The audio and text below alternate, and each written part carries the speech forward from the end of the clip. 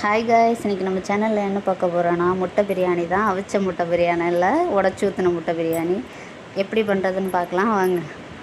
ஒரு குக்கரில் எண்ணெய் ஊற்றிக்கோங்க, ஒரு ஸ்பூன் நெய், பிரியாணிக்கு தேவையான பட்டை, கிராம்பு, ஒரு பெரிய வெங்காயம், கொஞ்சம் புதினா இலை, 2 பச்சை மிளகாய் இதெல்லாம் போட்டு நல்லா வதக்கிக்கோங்க.